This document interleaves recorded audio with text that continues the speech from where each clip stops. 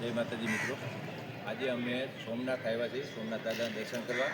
પરંતુ અમારે ખાસ મિત્ર સીમાભાઈ મોહનભાઈ ભરવાડ કે જેઓ ઠેઠ ડાકોરથી આવ્યા છે સોમનાથ દાદાના દર્શન કરવા, અને અહીંયા આવ્યા પછી ઓળખાણ કાઢી કે તમારા વિડીયો જોઈશે અમે, અને તમારા વિડીયો જોઈને અને માળવાડી મેલીમાંની એક માનતા કરેલી, ને ભાઈને જો અહીંયા કણે ગાય થઈ હતી, બરાબર, જો અહીંયા ગાય થઈ હતી ને આવડી ગાય થઈ ગઈ, અને ગામ લોકો બધાએ કીધું કે તમને કેન્સલ થઈ ગયું છે.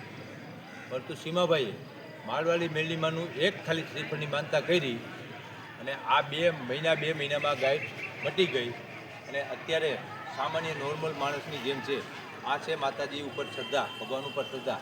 માણસો કહે છે ને કે ક્યાં માતાજી કામ કરે છે, માળવાડી મેલીમાં ક્યાં કામ કરે છે, તો આ કામ કર્યું કહેવાય. અમે તો અત્યારે માંડ્યો રાત્રે 4 વાગ્યાના આવ્યા છીએ, સીમાભાઈએ અમને મંદિરમાં અત્યારે ભેગા થઈ ગયા અને કીધું કે તમારા વિડીયો જોઈને અમે માનતા માની હતી. તો આ માતાજીની એક સામાન્ય માણસની શ્રદ્ધા છે.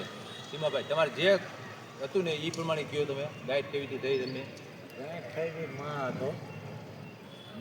હા, માને પછી મેં થોડીક દવા કરી, એમાં વધારે થઈ ગયું. પછી બહુ ફૂલી ગયું, એટલે પછી માણા આમ કે ઓપરેશન કરવું પડશે, આમ કરવું પડશે. પણ મેં એક જ નાળિયેર માન્યું કે માળવાળી મેરડીમાં આ 9 દાડે આ મટી જાય એટલે હું નાળિયેર ગપ કોઈ પણ ટાઈમ આવીને વધેરી દઈશ. એટલે મટી ગયું, 9 દાડે હાવ મટી ગયું. 4 મહિના થયા મટી ગયું. તો સીમાભાઈ, તમારી શ્રદ્ધા ઉપર તમને જો જે ગાઈટ હતી, મહની ગાઈટ હતી, અને એમાંથી પાક થઈ ગયો નહીં, 9 દિવસમાં મટી ગયું. હવે જેથી તમે માળવાડી મેલડીમાં આવો તે પહેલાં 2-3 દિવસ અમારો કોન્ટેક્ટ કરજો.